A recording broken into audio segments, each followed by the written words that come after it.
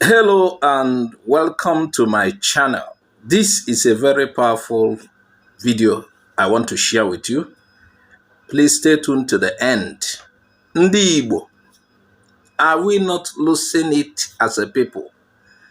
I read a particular material and I said, as I like Ndi Igbo, I must share it with Ndi Igbo, as usual. You know, this channel is Igbo Area TV, and whatever is good for Ndi Igbo, we bring it up here. And please note, Ndi Igbo also include the Jamaican people, the Haitians. And that is why we are doing our stuffs in English. Many of them follow us. Many. They are sending messages to me. And if I do all my videos in Igbo, they will not pick. There are specific one I will do in Igbo. But this particular one, I might add a little Ngili Igbo. And I'll be mixing it. It is important I do this video. Because Igbo people might be losing it as a people.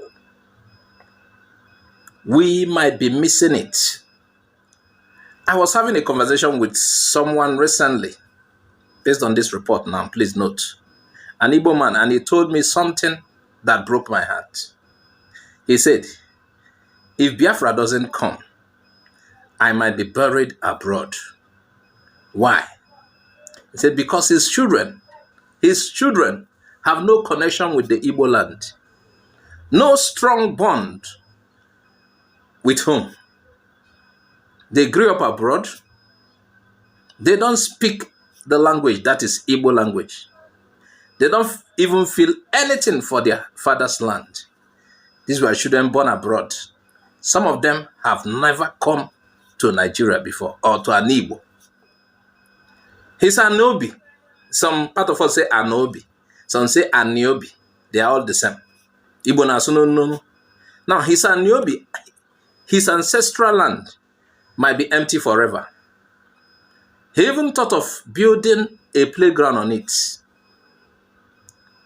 just so that school children can use it, so it doesn't waste. And that is the case with so many. This is the case with so many Igbo. This is what our journey abroad has done to us. After the Biafra war, Igbo people had no choice. They were chased out, beaten down, and pushed aside in Nigeria. Some of us left the shores of the country in search of greener pastures. We became doctors, engineers, drivers, teachers. Some remained doing motor parts business and all other sort of business. So we scattered all over the world. We made money, that is the fact. Igbo people are swinging in money. We built houses, and we even sent money home. But what happened? Today, some of our houses are empty. The children born abroad are not coming home. Many of them are not coming back. I was discussing with a woman recently, a neighbor, and she said, we were talking about her daughter, who is a graduate. And she said that she's planning for this particular one to travel abroad. And I asked her a question. You want her, she already looks like, she's fair in complexion. She looks like, imagine that kind of girl going abroad. I said, this one not going to come back. She said she knows. I said, but you're sending her. He said, now lady now. And that is the case with so many of us. Now, I'm still based on the write-up of this particular person. Let me tell you a true story. There was a man who died in the US, that's USA. His body was brought back to the village for burial. His sons came with him. They buried him. And what happened? They returned to America immediately after. Today, the house is destroyed. The roof is gone, no maintenance, because there's nobody around. Water has damaged the walls, and that family name is disappearing. Okay, some people will say it's disappearing in Nigeria, it is appearing somewhere. Okay, maybe the hag I was in Dochan. I was in Docha, And this is the sad part of it. You know, this reality is in many homes in Igbo. I wouldn't even doubt it. But the fact is that not up to 80%, based on the write-up I read, not up to 80% of Igbo people are living abroad. But the person in that report said about 80%.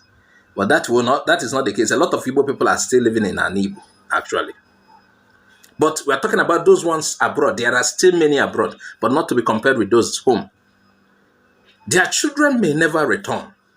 Their homes may rot, especially people who have not handed their homes over to somebody. There are people that, oh, I don't want anybody, I will lock it. Nobody should come in, we don't want. And you know what happens with such houses? You know what happens about houses? When you build a house, it requires lifetime maintenance, or else that house will be forgotten. You remember Aso Rock? There was a time Buhari traveled out. I don't know whether for holiday or whether he has, they said he has ear problem, this and that. He left Aso Rock. He came back.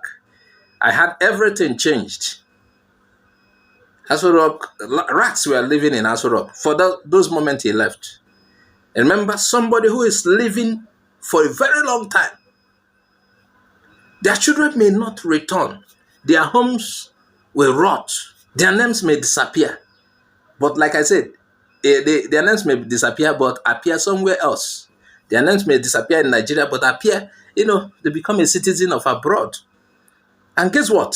Wherever they are abroad, such children of such people do not feel they are losing anything. No. You may pity them, but they don't pity themselves. That part of the world they are in have assimilated them. They have formed part of that world. They know sent. It is quite painful, but it's true. They don't pity themselves. You ask why? The reason is because they were never truly connected to Igbo land in the first place. They were never connected. They grew up abroad. They see themselves as in the Ocha. Oh, let's go and bury that man. Okay, let's go and bury our father. Maybe the man has been with them there before he died. I am sure not even all will still bring their parents home to bury. Some might even be buried there. And it is common of every Igbo man too. If he died in the north, you still bring him home to Igbo land. If he died abroad, we have seen cases like that.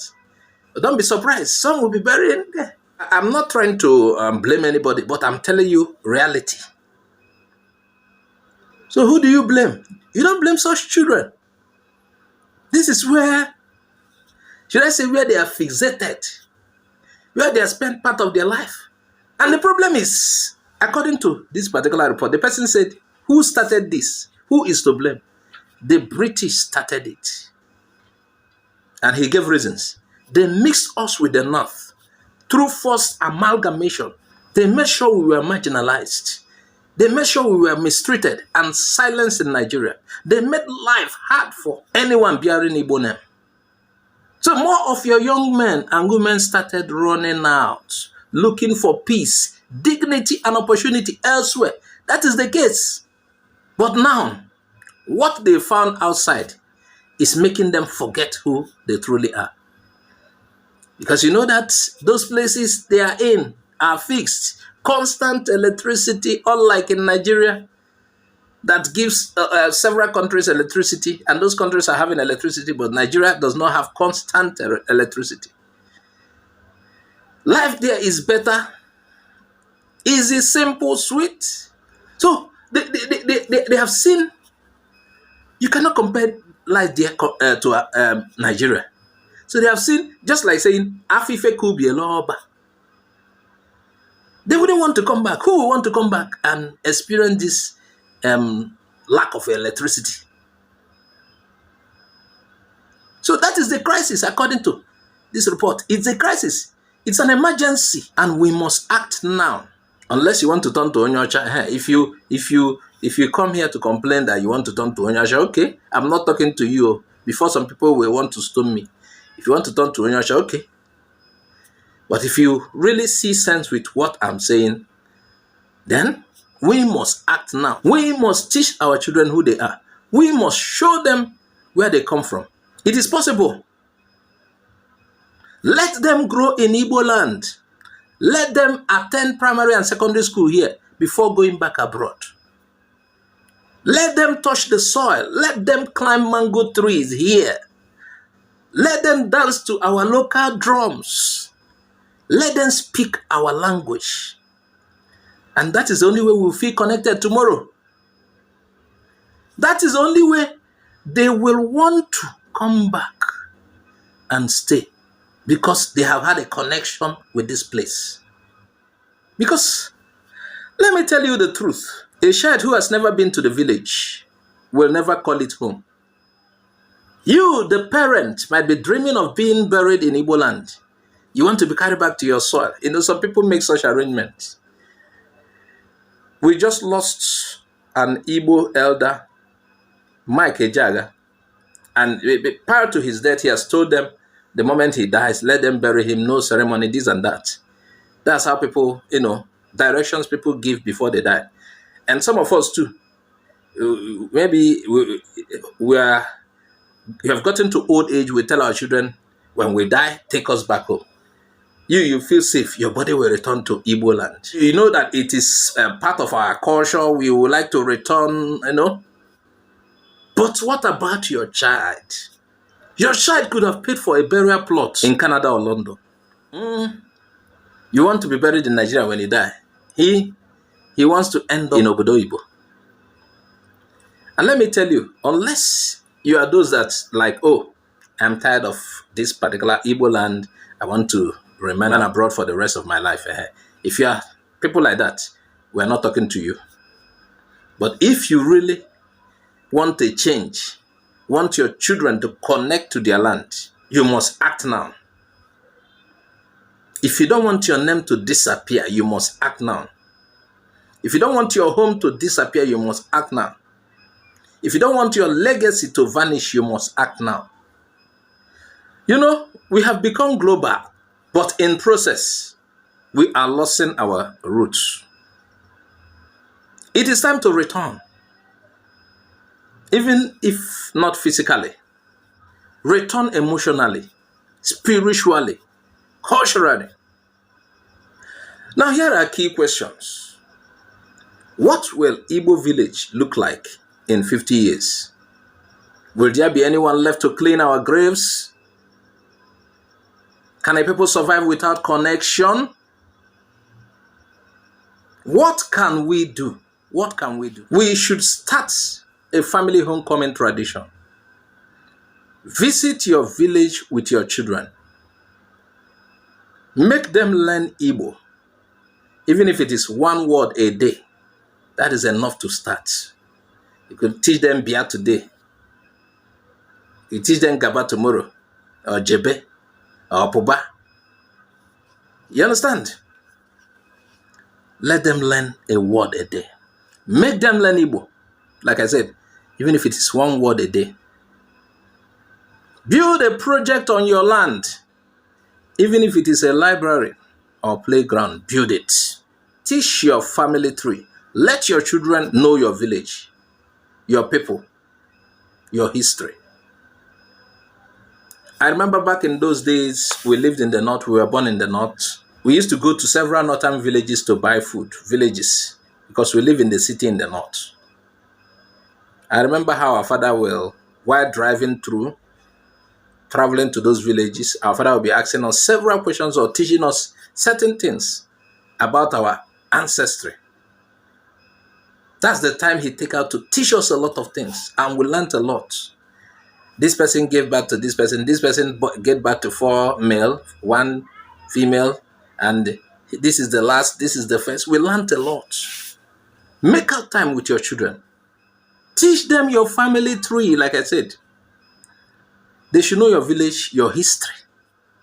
And the person, while ending his write-up, he said, support Biafra wherever you are. He said, it is not just politics.